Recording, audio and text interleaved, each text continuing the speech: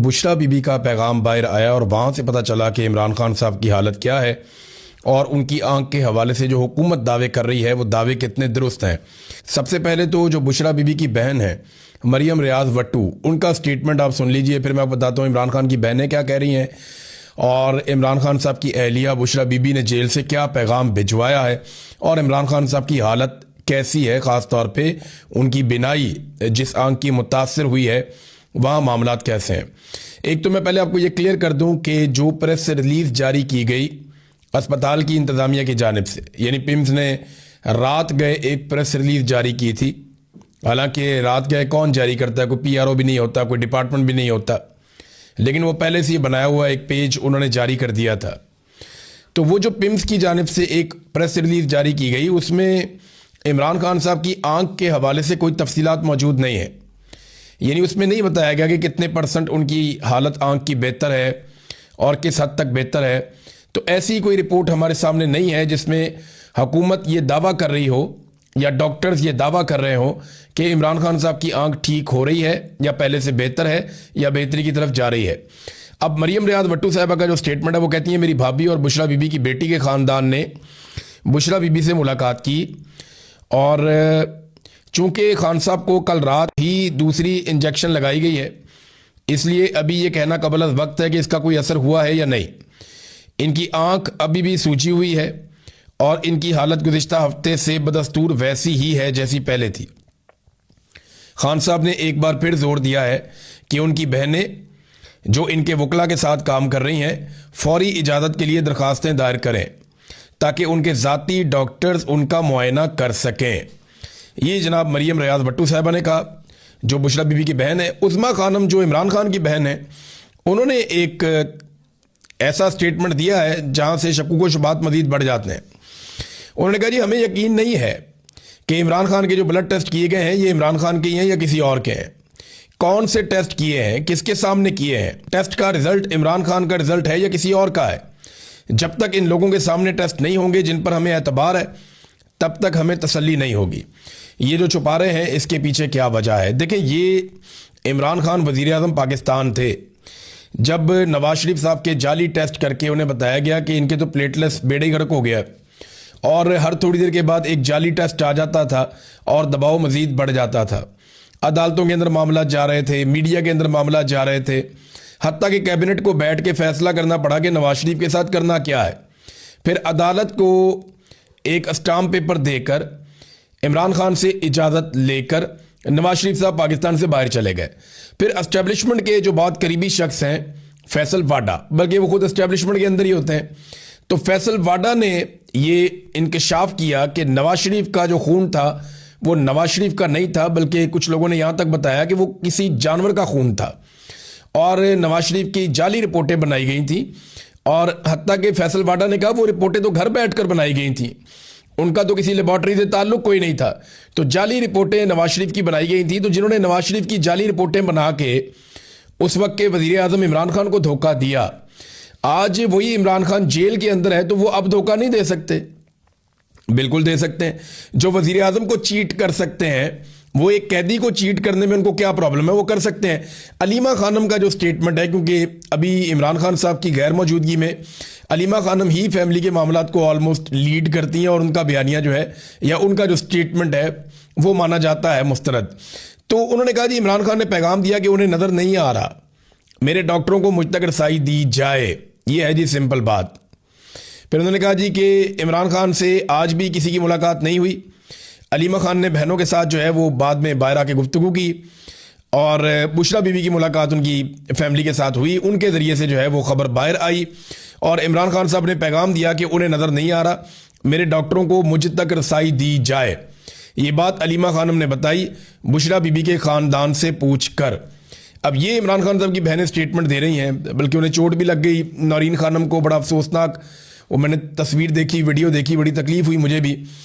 एक और ख़ातून थी सद्दफ़, उनको ज़्यादा चोट लगी है, वो हॉस्पिटलाइज भी हो गई हैं, लेकिन अल्लाह का शुक्र है कि वो बचत हो गई, जान बच गई और कोई ऐसा नुकसान नहीं हुआ जिसकी भरवाई नहीं हो सकती। लेकिन ये ख़वातीन है तो रियासत को जो है वो इस तरह का रवैया नहीं रखना चाहिए, बहुत ही बदनसीबी है जो इस वक्त किया जा रहा है। बहरहाल इमरान खान साहब की जो रिपोर्टें हैं वो उनकी फैमिली के साथ शेयर नहीं की जा रही। अभी तक इमरान खान साहब के मुआलिजीन जो हैं वो उन्हें नहीं देख पाए। अभी तक उनकी फैमिली जो है वो इमरान खान साहब से नहीं मिल पाई। अब इसकी एक वजह तो ये है कि आसिम मुनीर साहब नहीं चाहते और उनकी ये जिद है कि इमरान खान का कोई स्टेटमेंट बाहर नहीं आना चाहता, क्योंकि उनका कोई स्टेटमेंट बाहर आता है तो मुझे चैलेंज करते हैं आसिम मुनीर साहब को, ये लगता है, और वो मुकाबला कर नहीं सकते। DGI SPR भी बोल बोल के थक गए, लिहाजा उन्होंने सोचा कि इमरान खान की आवाज़ ही बंद कर दो, मुलाकात करवाओ ही ना। दूसरा, या तो ये जेल में कुछ ना कुछ ऐसा ज़रूर कर रहे हैं जो ये चाहते हैं कि बाहर किसी को पता ना चले, क्योंकि कुछ अर्सा पहले मोहसिन नकवी ने और बाकी लोगों ने दावा किया कि हम इनके ख़ानदान के किसी और शख्स को मिलवा सकते थे, लेकिन ख़ानदान के अंदर भी जो डॉक्टर हैं, एक वो बरकी साहब डॉक्टर हैं, एक इमरान खान की बहन डॉक्टर हैं, उन लोगों को मिलवाने से इनकार किया। यानी ये चाहते हैं कि कोई डॉक्टर इमरान खान के करीब ना जाए, चाहे वो फैमिली का हो, चाहे वो फैमिली के बाहर हो, या इमरान खान साहब का ज़ाती मुआलिज हो। सिर्फ सरकारी डॉक्टर्स जिनको चुना जाएगा वही डॉक्टर जाएंगे और जाकर इमरान खान साहब को देखेंगे। अब वहाँ सोर्सेज से खबरें बाहर आती रहती हैं, इससे पहले भी आती रही हैं, आइंदा भी आती रहेंगी, आपको पता चल जाएगा। दूसरी जानिब नादरीन, जो इमरान खान साहब की रिहाई के लिए इमरान खान रिहाई अमन फोर्स बनाने का ऐलान किया था सुहेल आफरीदी ने, उसके ऊपर बहुत रोला पड़ गया है। पार्टी का एक धड़ा जो है वो डट गया है कि हमें तैयारी करनी चाहिए, नौजवानों को इकट्ठा करना चाहिए, बड़े पैमाने पर एक ताकतवर फोर्स नौजवानों की तैयार करनी चाहिए और बगैर लड़े पुरअमन तरीके से एहतजाज करके और एक मुनज़्ज़म तरीके से इमरान खान साहब की रिहाई का रास्ता निकालना चाहिए। तो अब इसका नाम बदलने की बातचीत हो रही है, क्योंकि लफ्ज़ फोर्स जो है उस पर लोगों को एतराज़ आ गया कि जनाब ये फोर्स कैसे हो सकती है, तो फोर्स का लफ्ज़ इस्तेमाल ना किया जाए, तो इसका कोई और लफ्ज़ इस्तेमाल किया जाए। अब इस पे बहस हो रही है, कुछ लोग डट गए हैं, कुछ लोग जो है वो नया स्टेटमेंट दे रहे हैं। लेकिन इस पे जुनैद अकबर साहब ने एक बात की है।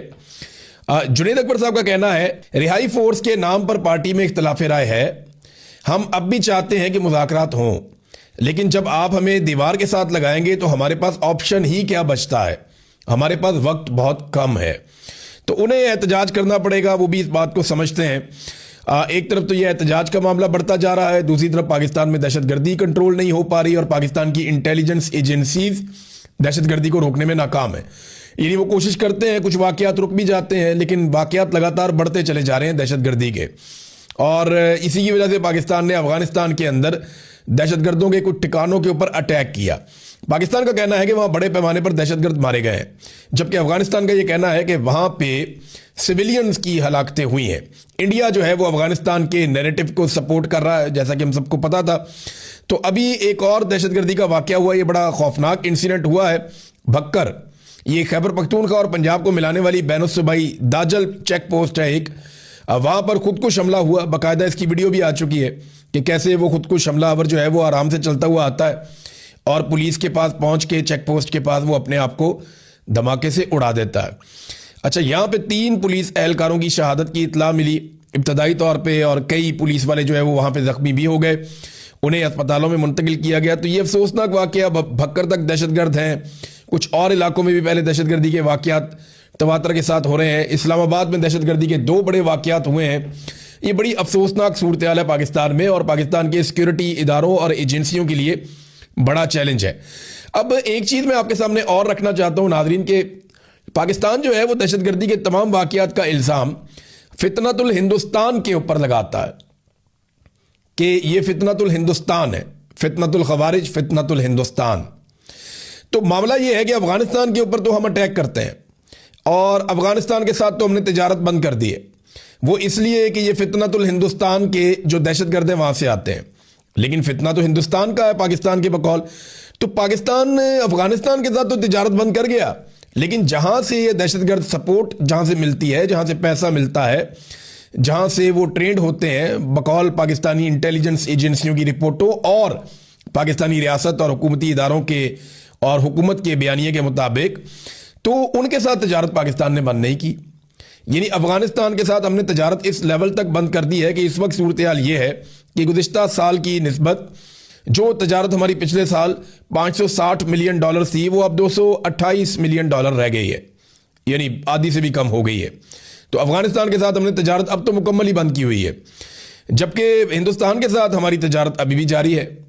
और जो हिंदुस्तान के साथ हम तजारत करते हैं, इसमें पाकिस्तान से ज़्यादा हिंदुस्तान को फ़ायदा होता है। तो देखें हमारा मौक़िफ़ है और कैसी हमारी पॉलिसी है कि फितनतुल हिंदुस्तान तो हम कह देते हैं कि हिंदुस्तान पाकिस्तान में दहशतगर्दी करवा रहा है, लेकिन अफगानिस्तान के साथ हम तिजारत बंद करते हैं जहां पे हमारा मुनाफा होता है, और हिंदुस्तान के साथ तिजारत हम जारी रखते हैं जहां पे हिंदुस्तान का मुनाफा होता है। कमाल नहीं कर रहे। वैसे बयानुल मरसूस तो आपने इंडिया के खिलाफ लड़ाई लड़ी थी, अब इंडिया में पटाखा भी चलता है तो वो पाकिस्तान के अंदर घुस के अटैक करते हैं, और पाकिस्तान के अंदर अगर फितनतुल हिंदुस्तान जो पाकिस्तान बार बार कह रहा है वो अटैक करते हैं तो पाकिस्तान अफगानिस्तान में चला जाता है अटैक करने के लिए। तो जिसने हमला किया या करवाया या जो इसके पीछे है या जो मास्टरमाइंड है उसके पीछे पाकिस्तान नहीं जा रहा। ये भी एक पॉलिसी है जिसके ऊपर थोड़ा गौर करना पड़ेगा, क्योंकि लगातार पाकिस्तान में दहशतगर्दी हो रही है, वाकयात बढ़ते जा रहे हैं। ये देखें ना आप, तलाल चौधरी का स्टेटमेंट, ये बहुत ही अजीब स्टेटमेंट है। तलाल चौधरी दाखिला का वजीर मुमलिकत है। तलाल चौधरी का कहना है कि हम ये जंग दुनिया को दहशतगर्दी से बचाने के लिए लड़ रहे हैं। और भाई दुनिया अपने आप को खुद ही बचा लेगी, दुनिया बहुत सियाणी है। मुझे बताएं कब हुआ यहाँ पे यूएई के अंदर दहशतगर्द हमला, अबू धाबी के अंदर, सऊदी अरब के अंदर, मुझे बताएं ना कब वहाँ दहशतगर्दी होती है, ओमान में कब दहशतगर्दी होती है, बताएं ना भाई। दुनिया अपने आप को दहशतगर्दी से खुद ही बचा लेगी। ईरान ने अपने आप को बचाना होगा, खुद बचाएगा। चाइना ने अपने आप को दहशतगर्दी से बचाना होगा, खुद बचाएगा, वहाँ पर नहीं होती दहशतगर्दी। इंडिया ने अपने आप को बचाना होगा, खुद बचाएगा। सेंट्रल एशिया ने, यूरोप ने, अमेरिका ने, सब ने अपने आप को दहशतगर्दी से बचाना होगा, तो सारे अपने आप को खुद बताएंगे। अब पाकिस्तान को बचाएं जिसके लिए आपको पैसा मिलता है, जिसके लिए पाकिस्तानी अपने खून पसीने की कमाई से, आपको टैक्स के पैसों से आपका पेट भरते हैं, आपको हर तरह की सहूलत लेकर देते हैं। अब पाकिस्तान को बचाएं। हम ये जंग दुनिया को दहशतगर्दी से बचाना है, भाई दुनिया अपने आप को खुद बचा लेगी। आप दुनिया के मामे लगते हैं, आप अपने आप को बचाएं, अपनी जान बचाएं, अपने लोगों को बचाएं, अपने लिए पॉलिसी बनाएं। लोगों की जंग लड़ते लड़ते पाकिस्तान यहां तक पहुंच गया है। दुनिया की जंग नहीं लड़नी हमने पाकिस्तानियों को बचाना है और पाकिस्तान की जंग लड़नी है। आप पाकिस्तान को महफूज बनाएं, दुनिया अपने आप को खुद महफूज बना लेगी। कोई यहां पे सरमायाकारी करने के लिए तैयार नहीं है। वजह क्या है? लड़ाई लगी हुई है, दहशतगर्दी चल रही है, खत्म ही नहीं हो रही, रूल ऑफ लॉ ही नहीं है, यहां पे इंसानी हकूक ही नहीं है, आज़ादी इज़हार राय ही नहीं है, अदालतें काम ही नहीं कर पा रही हैं, और फिर लगातार दहशतगर्दी और क्लाइमेट चेंज, ये वो चीज़ें हैं जिनकी वजह से पाकिस्तान में लोग पैसा लेकर नहीं आते। हर दूसरे साल तो यहाँ पे सैलाब आ जाता है क्लाइमेट चेंज की वजह से, और इसके ऊपर किसी ने तवज्जो ही नहीं दी। तो जहाँ पे हर दूसरे साल सैलाब आ जाता है, इतना बड़ा डिजास्टर आता है, तो वहाँ पे कौन कारोबार करेगा? अब नाज़रीन, आसिफ अली जरदारी साहब के साथ एक पंगा हो गया। उन्होंने जो इमरान खान साहब पे तनकीद की वो उनको महंगी पड़ गई, बल्कि उनको उल्टी पड़ गई। ये तनकीद की वजह क्या है, मैं आपके सामने चंद बड़ी इंटरेस्टिंग चीज़ें रखता हूँ, लोग फैक्ट्स भूल जाते हैं। जरदारी साहब इमरान खान साहब पे इसलिए गुज़िश्ता चंद दिनों से गर्म हो गए क्योंकि फ्रस्ट्रेशन बढ़ रही है। हुआ ये कि जब इमरान खान साहब की हुकूमत बन रही थी ना 2024 के इलेक्शन के बाद, और जब धड़ाधड़ सीटें पाकिस्तान तहरीक इंसाफ जीत रही थी, जब ये 180 के करीब पहुंच गए थे, तो उस वक्त ना फटाफट चीफ इलेक्शन कमिश्नर को बुलवाया गया और फिर सबको रब्ता करके कहा गया कि भाई अगर आप इंसान के बच्चे बन जाते हैं तो आपको हम हुकूमत बना देते हैं, मिलके आपको हुकूमत बनानी पड़ेगी, आप में से किसी की भी अक्सरियत नहीं आ रही, अब हमें फॉर्म 47 जाली जारी करने पड़ेंगे। जब ये होता है तो ये हम ही भर लेते हैं। तो जो फार्मूला सामने आता है, जो यूसुफ रजा गिलानी और एक दो और लोग बता भी चुके हैं कि फार्मूला ये था कि 2.5 साल तक शहबाज शरीफ को वज़ीर आज़म रखा जाएगा और 2.5 साल तक बिलावल को वज़ीर आज़म रखा जाएगा। और जरदारी साहब ने बार बार ये कहना शुरू कर दिया, मेरी ख्वाहिश है कि मैं अपनी ज़िंदगी में बिलावल को वज़ीर आज़म बनता हुआ देखूं। पाकिस्तान का भला नहीं सोचना, मेरी औलाद जो है जैसी भी है बनाओ इसको वज़ीर आज़म उठा के। ये ख्वाहिशात हैं इनकी, अंदाज़ा करें आप। हज़ारों ख्वाहिशें ऐसी कि हर ख्वाहिश पे दम निकले। वो कहते हैं जी मेरा बिलावल वज़ीर आज़म बनेगा, तो बिलावल को वज़ीर आज़म बनाना है। तो अब ऐसा दिखाई दे रहा है कि ट्रंप जो है वो शहबाज शरीफ को पसंद करना शुरू हो गया कि यार इतनी ज़बरदस्त पॉलिश, कमाल किस्म की। तो शहबाज शरीफ नंबर ज़्यादा ले गए। फिर फील्ड मार्शल जो है वो इस्तिस्ना भी ले लिया उन्होंने, एक्सटेंशन भी ले ली उन्होंने, हर चीज़ अपने कंट्रोल में कर ली उन्होंने। और फील्ड मार्शल ने अमेरिका को भी अपने हाथ में काफ़ी हद तक कर लिया और PMLN को सादा अक्सरियत भी दिला दी। अगर पीपल्स पार्टी अपने घर जाना भी चाहती है तो चली जाए, PMLN की हुकूमत तो अब नहीं गिरती। तो ये सारी चीज़ें जब हो गई तो जरदारी साहब बड़े बदमज़ा हुए हैं, क्योंकि 2.5 साल पूरे होने वाले हैं। 2 साल हो गए, तो ये अभी 6 महीने के बाद 2.5 साल हो जाएंगे। तो बिलावल को वज़ीर आज़म बनाने की तरफ कोई बातचीत जाती हुई दिखाई नहीं दे रही। एक तो ये है। दूसरा, इमरान खान साहब के बाहर आने के उनके खदशात बढ़ रहे हैं। उन्हें ये पता है कि अगर इमरान खान साहब बाहर आ गए तो अगला इलेक्शन इमरान खान का है, फिर भी बिलावल की बारी नहीं आएगी। तो ये एक और प्रॉब्लम है कि अगर इमरान खान बाहर आ जाते हैं तो वैसे ही। और एक जेलसी का फैक्टर भी है। जरदारी साहब को जेलसी ये है कि जेलें तो मैं काटता था, मैं मशहूर हुआ था पाकिस्तान में बिला वजह कि मैं बड़ा जेलें काटने वाला बड़ा सख्त आदमी हूं। ये आदमी तो मेरे से बहुत आगे निकल गया और सारे नंबर तो इसको मिल गए बहादुरी के। तो मैं किधर खड़ा हूं आज? यानी जरदारी साहब के लिए तो बड़े बड़े नारे लगते थे कि बड़ा जेल काटने वाला, लेकिन अब हुआ ये कि जरदारी साहब ने जो किया उसके बाद पीटीआई ने जो पोल खोले, जो सहाफियों ने पोल खोले और बताया जनाब के जरदारी साहब ये टोटल आपकी जेल की औकात थी और इमरान खान के बारे में तो आप बात ही ना करें। आप तो एक महीना वैसी जेल नहीं काट सकते जैसी जेल इमरान खान ने और उसकी पूरी फैमिली ने बर्दाश्त की है और उसके लोगों ने बर्दाश्त की है। तो ये जरदारी साहब को उल्टी पड़ गई। और एक और चीज़ भी है कि एस्टेब्लिशमेंट भी अक्सर शिकवा करती रहती है कि यार इमरान खान से और इनके बयानिए से सिर्फ हम नहीं लड़ना है, भई आप लोग भी तो स्टेटमेंट दें। कभी वो PMLN को आगे करते हैं, कभी वो फजल रहमान को आगे करते हैं, कभी वो MQM को आगे करते हैं, कभी वो ANP को आगे करते हैं, तो कभी पीपल्स पार्टी की भी बारी आती है ना तो इनको भी वो आगे कर देते हैं। ये है नाजरीन मामला जरदारी साहब का गुस्से में आने के पीछे। खबरें और भी हैं लेकिन फिर आपके साथ शेयर करूंगा। बोर्ड ऑफ पीस के हवाले से डेवलपमेंट्स हो रही हैं और फौज भेजे जाने के हवाले से डेवलपमेंट्स हो रही हैं। ईरान के ऊपर एक हमले का पूरा माहौल बन चुका है, हत्ता कि इसराइल के अंदर भी अमरीकी तैयारे पहुंच गए हैं। पूरे रीजन में हर तरफ से अमेरिका ने अपने हथियार, अपने फौजी, अपने तैयारे, अपने बहरी जहाज वो फैला दिए और हर तरफ से उन्होंने सपोर्ट हासिल करने की कोशिश की है। और इस मरतबा एक और जो इंटरेस्टिंग चीज़ हुई वो ये कि सऊदी अरब ने अमेरिका को किसी किस्म की सपोर्ट ना देने का कहा, हत्ता कि ओमान भी सपोर्ट नहीं दे रहा, कतर भी इसमें गालिबन सपोर्ट नहीं देगा और कई ममालिक हैं। बरतानिया ने भी कह दिया कि अमेरिका को वो अपने अड्डे नहीं देंगे। यहाँ पे ईरान पे इस मरतबा अगर अटैक होता है तो इस बारे में यूरोपीय यूनियन भी इस मरतबा अमेरिका की बात उस तरीके से नहीं मान रहा। तो डोनाल्ड ट्रंप क्या अपने अहदाफ हासिल कर सकते हैं? सबसे बड़ा हदफ यह है कि ईरान में रजीम चेंज ऑपरेशन हो जाए, यानी वहाँ पे एक ऐसी हुकूमत आ जाए जो अमेरिका के मुताबिक चले और इसराइल के लिए ख़तरात हमेशा के लिए ख़त्म हो जाए। अब तक के लिए इतना ही। अपना ख्याल रखिएगा, अपने चैनल का भी। अल्लाह हाफ़िज़।